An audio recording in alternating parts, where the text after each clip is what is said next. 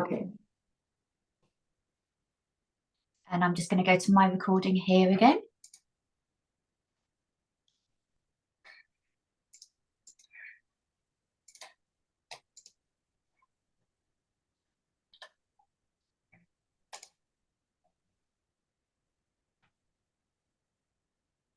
Okay, I think I'm recording too because I've got a little red flashing sign in the top left corner, so that's good. So, Deborah, welcome to the Spiritual Empowerment podcast. It's lovely to have you on board with us today. So, we've just been having a little preamble chat, haven't we, about all things. All things. So, as we've just been saying, the Spiritual Empowerment podcast is about empowering people. So, tell me a little bit about yourself and how you got into what you do. Okay, thank you, Katherine, for having me on your podcast. I think it all feels lovely and great. Yes, how did I, get into doing what I'm doing? I've been a school teacher most of my life, funny enough. Yes. And I left it in 2015. So that's why I like sharing everything that I do, you know. But it started off massage. I think it started off like physically, like with massage, but then through that I learned Reiki. So I got introduction into the energy side of things. And then I understood the power of emotions. And so I found myself studying the emotion code. I'm a really, really big fan of the emotion code. And that got me into realizing the importance of our beliefs. Because emotions and beliefs can often go hand in hand. So then I went and studied Psych K, which is the belief changing modality.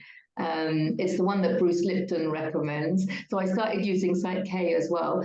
So from an energy perspective, I was kind of going from the physical into the emotional energy body, you know, as emotional beings, and then into the mental energy body.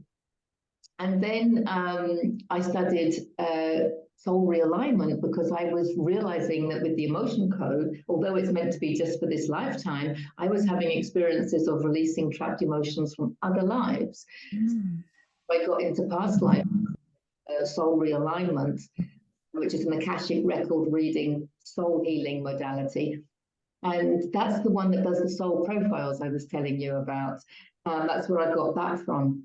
And then the next thing I studied was, I just studied everything. Some people are natural healers, you know, it's just who they are, isn't it? But I seem to have studied everything. And the next thing I studied was yoga, which of course for me was just an umbrella that went over the physical, emotional, mental, and spiritual. And I just think it just covers everything. I think all of it is yoga on some level. And then the last thing I studied was the tarot cards. So has this been over the stage of your life, or has this been since 2015 when you gave up teaching? No.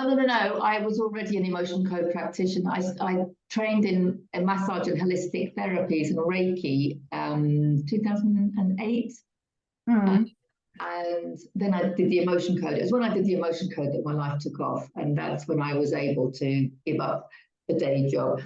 So what I love about it, though, and all of that I teach as well, you see, I teach it to others. I'm really passionate about helping people learn the emotion code for themselves. So what is the emotion code? Because I've not heard of that before. I know that we are emotional beings living this life, you know, experience, but delve in a little bit. Emotion code is a book and a method devised by Dr. Bradley Nelson. One of the biggest services that it gives humanity is helping people understand exactly that, Katherine, that the role and importance and power of our trapped emotions. I think people need to understand that. But the actual emotion code, you learn to sway test or muscle test. I use this one to muscle test. Some people use the Dowser. Navigate a chart, which is all provided to help see which emotions are coming up for release. And then we use a magnet, or we can just use our hand because we are magnetic. And we use the governing meridian line. And we run the magnet or the hand over the governing meridian line to release the emotions. It can be as that. I've kind of taken it to another level because, as I said, I use it for past life healing as well, and inherited healing. There's all sorts of things that you could do with it. I mean, you can raise your immune system. I mean, emotions are the underlying cause of so many things. So you can release physical symptoms, obviously emotional issues with it. You can help relationships, there's all sorts of things. It depends on the questions that you ask. So I'm really passionate about helping people learn to do that for themselves. Because, using it for yourself and then helping others with it, but we're not really empowering people unless we help them help themselves. Yeah. Yes. Important thing. And so when people come to you for that, are they aware? Do they have that self-awareness that they've got something going on? Or, so they've obviously come to you because they sense that something's up. I think everybody realizes on some level that they've got emotional trauma in the cells of their body. That we instinctively push it down, and that sometimes it comes up. I remember many years ago, I was a single mum and everything, and I remember someone saying to me I should go to hypnotherapy because I used to smoke, and I was like, there's no way I'm going to hypnotherapy, because I thought to myself that there was a monster inside of me, because I just thought I'm not going to let it out. I just thought if I went under, I just thought this monster would come out. But I think a lot of people feel like that. But the truth is, what's inside? It's a little girl that just wants to cry. Yeah. And we just need to let her, or him, or whatever. But at the time, because there was resentment, anger, bitterness, all of this, and I just thought it was going to be some kind of monster, but it wasn't. It was just a little girl, and we need to learn to love the little girl. Self-love is so important. Absolutely. But I think it's what I love about the way my path has gone, because of course we don't plan this, right? This is us following our heart, which takes us along the road of our destiny. So it's planned on some level, but not by our human, right? Our human, our higher self may have this plan, but our human, like Katherine and Deborah, are like just following our heart, right? Just doing what feels good, right? But what I like when I look back at it is that one of the most important things I think we need to do for ourselves and help others do is to open the heart, of course. Yes. And Emotion Code has something called a heart wall healing. And so a lot of people have emotions around their heart, and you can feel it. And it's almost like someone hurts you. And so then you kind of go, right, I'm not going to be hurt again. Yeah.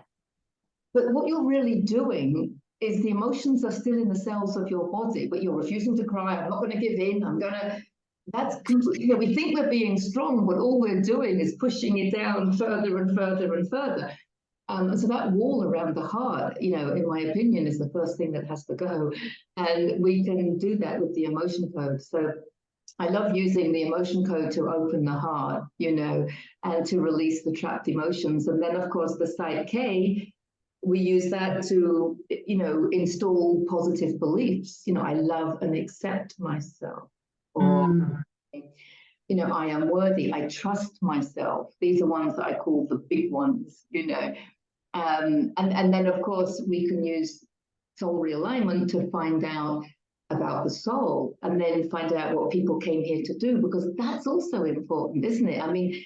Releasing the trapped emotions and the limiting beliefs is important, but also doing what you came here to do, being who you need to be, because we're so programmed. We are.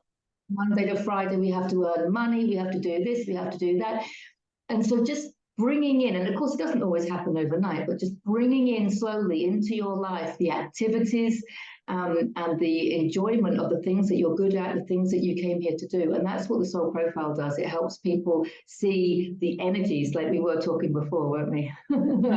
About talking. So sometimes our gifts can work against us when we're not aware of them. But like loving too much. Some people feel that they love too much, right? Well, when you're in alignment and you've got channels in your life whereby you can express that divine love, then that's ideal. That's what we're striving for. It's like the talking that we were saying. If there's channels like my YouTube channel or podcasts where I can go, it's okay. It's all good. Just being who you are is so important. So then, of course, with the yoga as well, and then with the tarot cards, because I often give homework. I think that's because I'm a school teacher, so often I will give homework to people. So often that homework would be yoga postures or something like that, if it's to help a specific issue. Do you know what I mean? Because it's yoga therapy that I studied. And then, of course, the tarot cards are perfect for putting all of that together. It's like, where are you going to go with your newly opened heart? How are you going to serve humanity? You know, and how are you going to follow your heart? Where's it going to take you? And, you know, what can you do to really express your divinity through your human experience? And the cards are really good at helping us, you know, find that out as well. So that's kind of where I got to where I am. And then the other thing, of course, I thought I was quite happy working online. And I was planning to go traveling with my husband, to be honest. And then we had what I call a tower card moment. You know, when everything just went up in the air. I was like, what's going on? I had an inner knowing of just trusting. Anyway, ended up moving an hour away, buying a piece of land.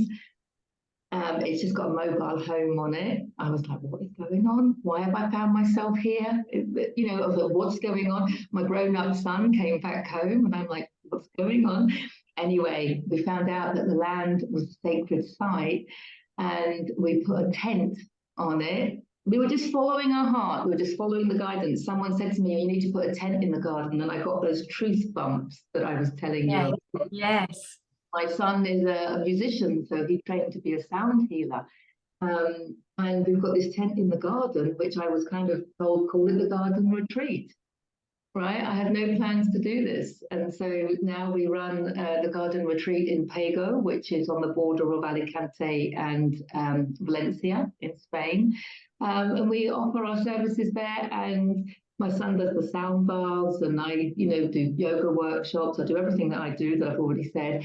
But also I host events for other people as well. So we've always got people doing healing events and stuff like that. And I start celebrating the equinoxes and the solstices, which I never used to do. Yeah. Just follow the energy. Following the energy of the earth, Mother Earth, absolutely. Exactly. So we've got a celebration on the 21st of December coming up. But yeah, I just followed the energy. And someone had told me like 10 years ago that I would be reading tarot, I would have laughed. And then if told me even 3 years ago that I would be running the garden retreat from a tent in the garden, I would have like, what? So tell me, you said that you moved an hour away. Have you always been in Spain? I know you were from, you know, the south coast, like I am, and you've moved out to Spain. So what led you to move out there? Well, when I moved out, the first time I moved out, it was 2006. My son was only 7. I was a school teacher. So I was teaching at a British school. So I came out for 2 years and then we went back to England for a year. And then we moved out again in 2010. So I was a school teacher. That's what got me out here. And my son went to the school that I was teaching at. It was a British school. But then so everything happened once I got here, and I met my husband here as well. So it's all meant to. Fantastic. Oh, it sounds so exciting. Got so much to talk to you about.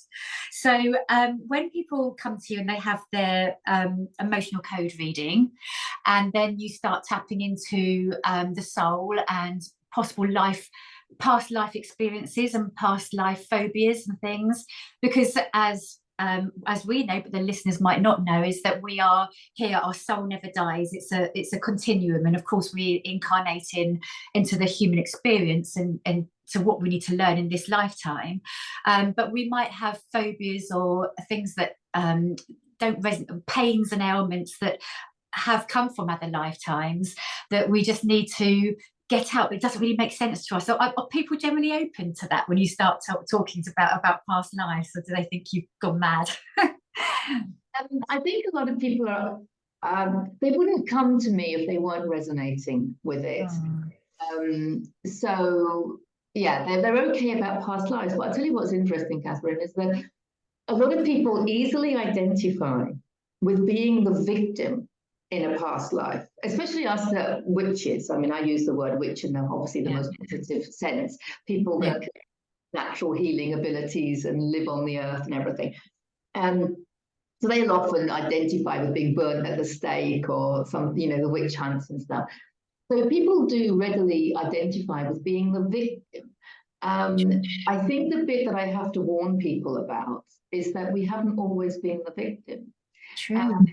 We need to open up to the fact that we're on a path of evolution, and we need to take the judgment away. That's a really important point, because people that are in victimhood, even if they're not in victimhood in this lifetime, but they identify with the victimhood in another lifetime, they're still creating that duality of them and us, good and, and this, of course, is what we're working with. This is all about the duality that we're moving away from.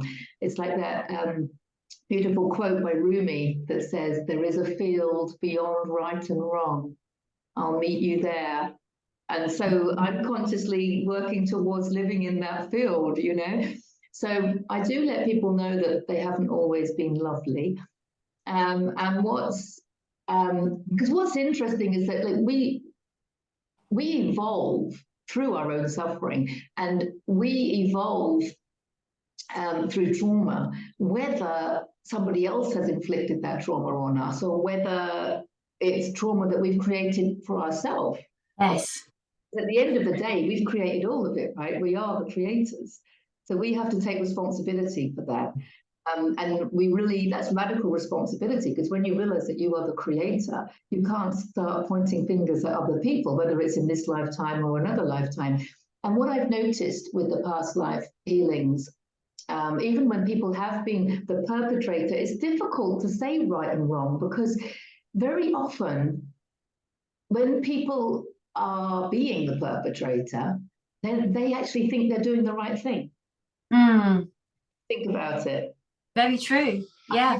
In a lot of situations, trauma is inflicted by people who actually think they're doing the right thing on some level of consciousness. Because obviously we're growing in consciousness as we go. So I tend to look at things as being just less conscious. I don't want to say, well, you've been the perpetrator, you're bad, you're evil, you're the wrong one. No. But we were less conscious, and we have learned through our own less conscious behavior, as much as we've learned and evolved through other people's less conscious behavior. And let's not judge them. Let's just see, oh, look, there was an unconscious behavior going on. People are only doing the best that they can do at that time with the knowledge and experience that they have at that time. So I think it's right. We can't be pointing the finger of blame at people when it may be due to no fault of their own as to the reason why they're going through that experience. Exactly. And also, see, I wouldn't use words like fault, though, because when you have the word fault, guilt, shame, you're really thick in the duality of blame culture, aren't you? And I would just see it all as just creation, we're just and growing and evolving. And I think on a soul level, I read a lot of Dolores Cannon, but I've seen it for myself with the past life work that I do. I honestly believe that we have chosen this, on a soul level, we've chosen it, and we've also chosen to forget, because that makes it so much more fun. So that's why we're not really learning, we're just remembering stuff, which is why we resonate with stuff. And like with tarot, I just kind of learned it overnight, because obviously I was meant to do it. I probably have done it in many lifetimes. The same with the emotion code. I don't remember learning that. I just did it. I devoured it, So obviously the things that we're meant to do come easily. I mean, you've seen little children that can play the piano so beautifully, and you think, So I do believe that on some level we've chosen this, and I think the soul families have these conversations before they incarnate, and it's like, you play the goodie and I'll play the baddie, and I'll treat you really bad so that you understand the importance of self-love. And absolutely, you're going to do that for me? Yeah, I'll do that for you, because learning self-love is the most important thing that you can do in the human experience. We know that. And so I learn self-love unless I treat you really badly, right? Because if you're brought up with lots of love, you won't realize the importance of it. And I often use my first husband as an example for this. Thank you, first husband. Love you for that. You know, when I first left, I was pointing fingers. He's wrong, I'm right, he's bad, I'm good. You know, he was the perpetrator, I'm the victim. I was completely sucked into all of that. And then now when I look back, I'm like, oh my God, you know, he was just reflecting back to me my lack of self-love, because everything outside of us is a holographic projection of us. So if you don't love yourself, you will have people in your reality that don't love you because they're reflecting it back. And you are the creator of that. So if you want someone to love you, you have to love yourself. It's just, you know, that's the way it works. And then you learn to love yourself, and then you meet somebody who reflects that back. But then it really shifted me from being the victim, you know, and seeing him as the perpetrator, to actually realizing, hang on a minute, I'm the creator. I'm going to take full responsibility. He played the baddie in my film so that I could learn to love myself. I left that marriage, learned to love myself, learned to respect myself. I wouldn't have done that without him. So then you have those feelings of gratitude and thankfulness, and you're able to forgive that person, because actually what they did, they taught you such a wonderful lesson. Definitely. And then you have to then you forgive them, because then you realize that you're the creator. And then you start thinking, oh, now I've got to forgive myself because he did that for me. And it's not very nice playing the perpetrator, right? It's not a fun role, but he did that for me. So I've got to forgive myself. But then you take it to another level and you think, hang on a minute, we're not playing the blame game. So there's nobody's fault. And if it's nobody's fault, then nobody needs to be forgiven. It's just creation. And then if you understand it's just creation, you just love everyone. Yeah. I love that, Deborah. I love that analogy. Really good. Fantastic. So, I mean, getting people to take responsibility, have you found that's been a struggle? I mean, of course, you said that if people are going to you, then they're going to have that level of wanting to do something. I imagine that, you know, they are people that are striving to be a better version of themselves, without sounding corny. But is it difficult to get people to understand that concept, that actually, you know, we are our own creators, and that taking that victim perpetrator role out of it and getting them to accept that actually it is them all along that's created that? Yeah, it's a good point. I think if anyone came to me for a one-to-one session or came in my tent, the garden retreat, they're already at a level of consciousness where they're going to be able to take that on board, maybe. Because why would they resonate? It's all about energy and resonance, isn't it? But I have noticed on a couple of comments on my videos, someone said recently, you know, I understand what you're saying, but because I was doing one about you have to love the perpetrator. I've just kind of explained that, haven't I, with my first husband? You know, how can you transmute resentment into love? How can you transmute conflict into peace? That's what we're doing. And we do it through love, right? And so the example with my first husband is a really good one with that, you know. But I was talking about how we have to love the unkind people, because if you've got unkind people, you know, hurt people. And if all you want to do is hurt the hurt people, you're just perpetuating the whole duality and low frequency. You're not going to create heaven on earth that way. We have to find a way of loving the hurt people. So I did a recent video on that, and I had a comment on it.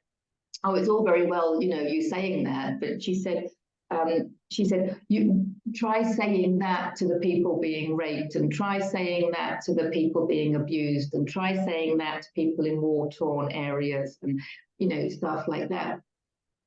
And my answer to her was really that it might sound like it's lacking compassion. It is. I am not lacking compassion. I open my heart, and all those people are in it.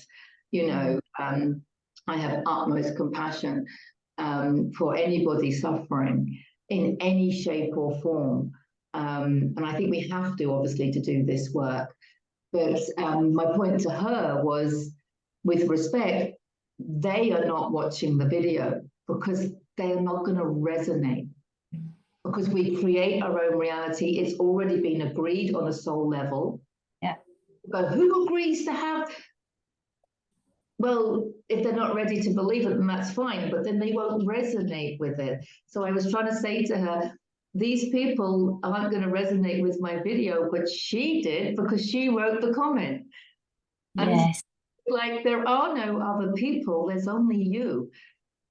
You know, you are the creator of your own reality. So just worry about the reality that you're creating, because that collective that we're looking at is a joint co-creation from all of us. What do you want to contribute to the collective? Do you want to contribute fear and bitterness and anger? It just continues and perpetuates lowering the frequency of the overall planet. And like people say, oh, with all the wars that's going on and all the abuse, if you focus more onto that, then you are just, as you say, you're just adding to that low level frequency. Whereas actually, as you say, we can only, you know, change ourselves. We can only raise our own frequency. That's within our circle of control. And if we concentrate on raising that and then impacting that maybe on others, and they can raise theirs, then together as a collective we can raise that frequency of love. Exactly, Catherine, exactly. And I think most people don't see everything as energy. And I think one of the things that I've realized as I've got older is that I see everything as energy, and I realize that other people don't, because they think we're separate humans, but of course we're not. There is just this, it's just a sea of consciousness, and everything is made of consciousness, and it's all just vibrating at different frequencies. And we actually, from a quantum perspective, and of course we weren't brought up to study quantum physics, were we? I'm not a quantum physicist by any shape or form, but in quantum physics, we understand that everything outside of us that we're creating is at the frequency of us. And so the higher your frequency, the higher the frequency of the reality you're creating. And the more of us that do that, that's how we're going to move out of the dense area of negative events, or whatever you want to call them, because everything exists in the field of consciousness. So you can't obliterate it. Energy, you can't obliterate energy. You can't get rid of it. You can't destroy it. All you can do is transmute it into a higher octave. And you can only do that through love. Yeah. It sounds woo-woo, but it's actually quantum physics. But it's because this is the problem, isn't it? Because it does, when you talk about it, people are, oh, look at you, Catherine's turned hippie, she's gone woo-woo, but actually it's not. It's a scientific proof now. As you say, it's quantum physics. Yeah, very exciting. So I see you've got your cards there. Did you want to put something for anybody watching?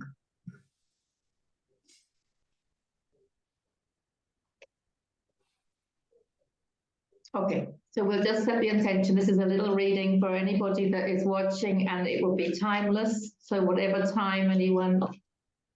Did you see that? I did. Don't you love it? Don't you love the way it works?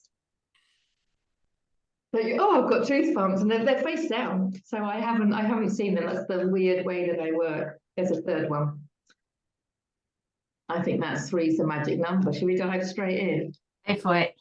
Oh my goodness me, couldn't be more appropriate. We've got the Judgment card. This is a major arcana card. This is Archangel Gabriel waking up the dead. It's about your life purpose. It's about answering the call. Answer the call.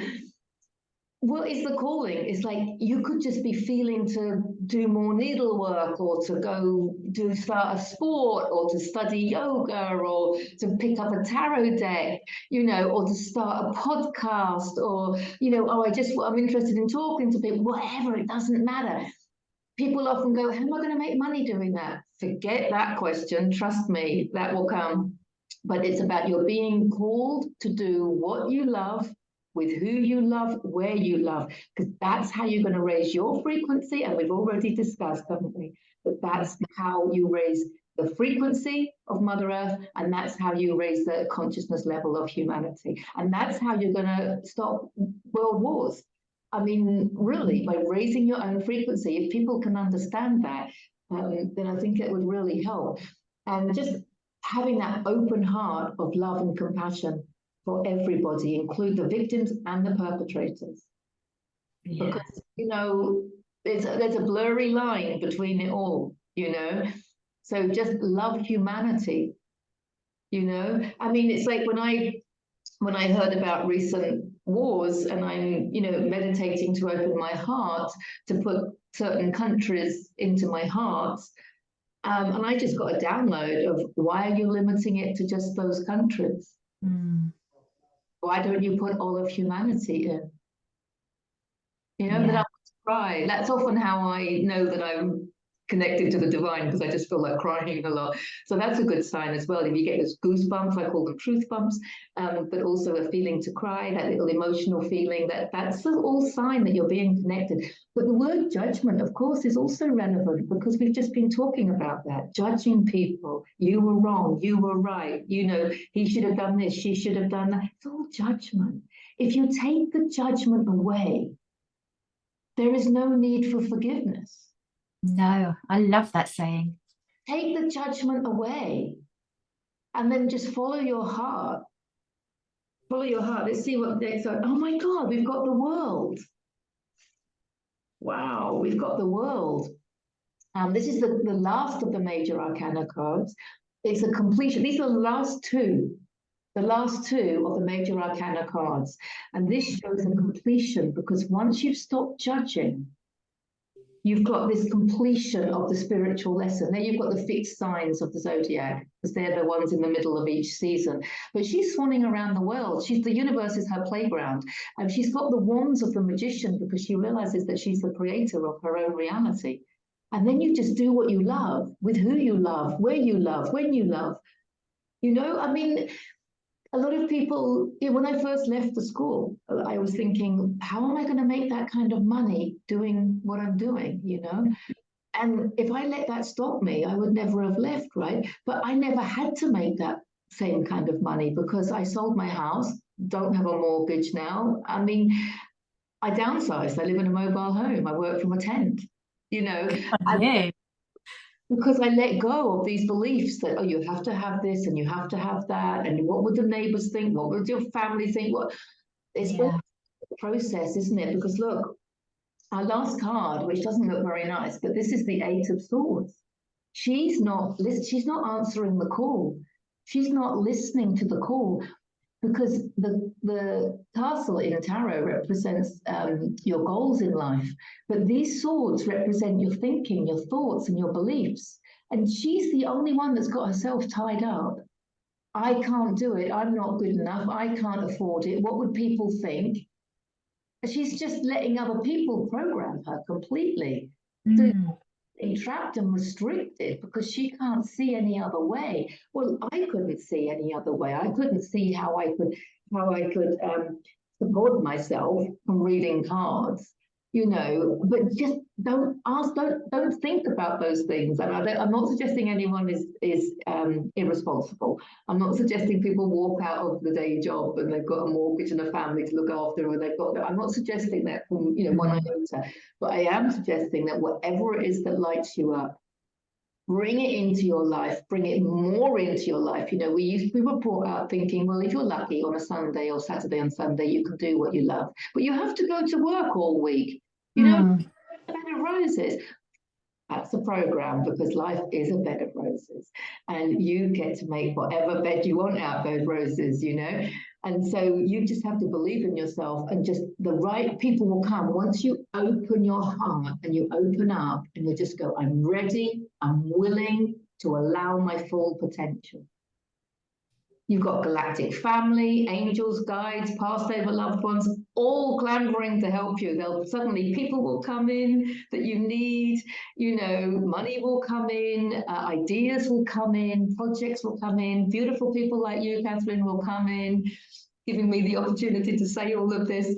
You know, it's just do what you love, and it should be as simple as that. So she's saying, you know, don't get yourself trapped. Don't get yourself trapped. He's saying, answer the call, do what you love,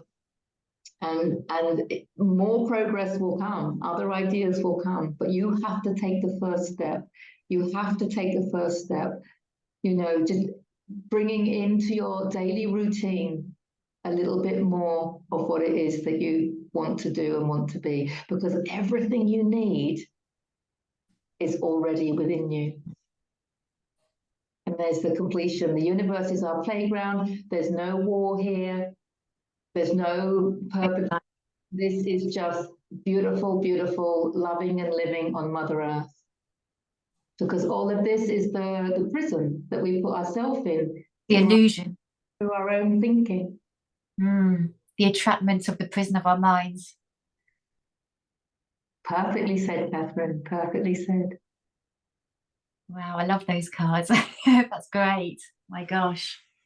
It is a difficult thing though, isn't it? You know, because as an example, I'm trained as a holistic therapist, then as a nurse. Now I'm, you know, I'm sort of lower higher manager in you know the NHS, and it's difficult because you kind of hit that sweet spot in terms of earning in the matrix, and it's breaking away and thinking, should I, shouldn't I? You know, and as you say, bringing in a bit more of what you love. It's funny how things start flowing in. You know, like doing the podcast. Well, let's just get it out there. Let's just share this. If we can raise my frequency, let's see if we can raise the frequency of others. You know, just opening up to people. And actually, this summer, I started looking at caravans in June, and by the end of August, I've got my own static home, funnily enough, and I just love living in that. And it's like, house, I don't want to go back to a house, I want to go back to the bricks and mortar. But it's as you say, it's letting go slowly of all the attachments that we think we need in the matrix, to want of a better word, because we think that we should have, as you say, we're laden with this culture of, you know, you know, we're kind of born these souls, but then we go through that education process and families and culture and all those things, and then we become that woman in the cards, dressed with all the ropes tied up, because, you know, it's that fear of stepping out. So, yeah. And I think it runs so deep, Catherine. It runs so deep because even though I'm in my 50s, it was this last year that I finally let go of something deep inside me that felt the need for my parents' approval. This is the way it works, right, with quantum, right? It's not like I don't care about what they think of me. It's not coming from that frequency. But when I first lived in the mobile home, I was really happy, but I had an element of shame. I was kind of a bit embarrassed to show people around. And yet everybody that came to our garden, because we're in a garden, like everyone that came, they just go, oh my God, it's beautiful. Oh my God, it's beautiful. Everyone is like, I'd love to live here. Oh my God, this is amazing. Everybody loves it. Of course they do. Otherwise they wouldn't resonate, would they?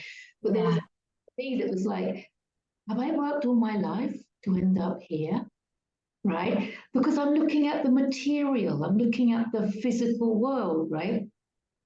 But if I look inside and realize how abundant I feel, how happy I am, how healthy I am, I mean, and how much I love everybody and everything, I'm like, oh my God. That is wealth, isn't it? All within.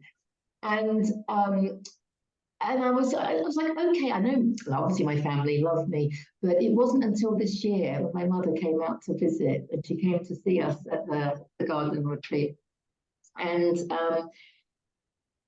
she actually said to me, she said, I've never seen you so happy and healthy. And I said to her, I think I'm tapping into my inner gypsy, right? Because I feel, you know, if I had known that I would find this much happiness living like this, I would have done it sooner. But oh my goodness, I didn't know, because I was programmed that you have to have a house and a decent car and, you know, get all of that under your belt. And even if you want to be a bit woo-woo, have all that financial security behind you. And it was funny because my mother has always valued things that money could buy, right? I'm not judging her for that. It's an observation. And obviously I chose that family, obviously, to learn how I wanted to be. We often we choose to incarnate into families that live a life different to the way that our souls want us to live, because it's important that we find it. If we incarnate into what we already are, there's no journey, is there? Do you know what I mean? And so she could have said it quite snootily, but she didn't. She said to me, "But Deborah, I didn't bring you up to be a gypsy." And I said to her, and it was quite sweet. She didn't say it snootily, but I said, "Yeah, I know, Mum, but I found it in the end. I got there in the end."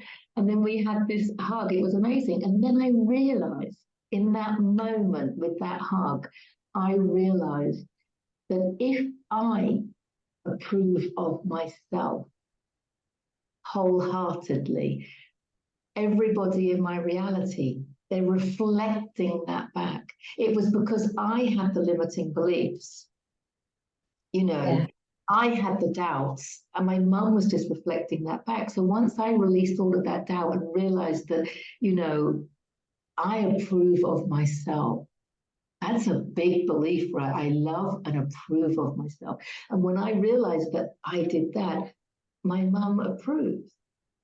It's like she has to, because it's a vibrational match. People don't understand that that's how it works. So this is why loving yourself, accepting yourself, approving of yourself, it's not, "Oh, I'm going to do it anyway because I don't care about you." No, love yourself, accept yourself, approve of yourself, respect yourself, because that way, vibrationally, everybody in your reality has to match it. Yeah. And that's how you get loved by others, respected by others, is by loving yourself and respecting yourself. That's wonderful.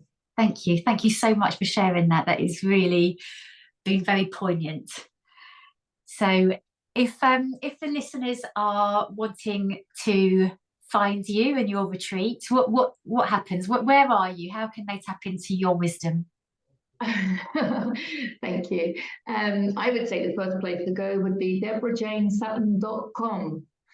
deborahjanesutton.com. You can see all the fun that I have, the things that I do, all the modalities that I share. It's all on there. And there is a page all about the garden retreat in Pago as well. But also my YouTube channel, which is my baby. So the YouTube channel is also Deborah Jane Sutton, and I have a whole series called Lessons in Awakening, and it starts with understanding that you're a multidimensional being. It talks about the importance of emotions, the importance of beliefs, the importance of loving yourself. I use the map of consciousness from Dr. David Hawkins a lot in my teachings. So those lessons in awakening, and funny enough, a lot of my tarot readings, I said to you, I give homework. Very often there's a connection between certain tarot cards that come up and the lessons in awakening, which was again interesting because I did the lessons in awakening a couple of years ago. I just felt compelled to record them and just get it out of me. And I had no idea that they were going to be connected to my tarot readings. And so now it's really handy. So rather than talk even longer in my sessions, I just give homework and people can go and see those. There's also a section called self-healing techniques, because I'm so passionate about people learning these modalities for themselves.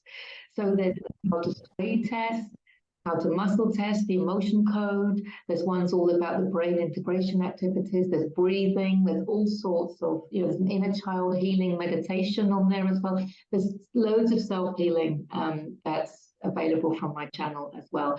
I've got interviews that I've got with people, so hopefully this will find its way there as well.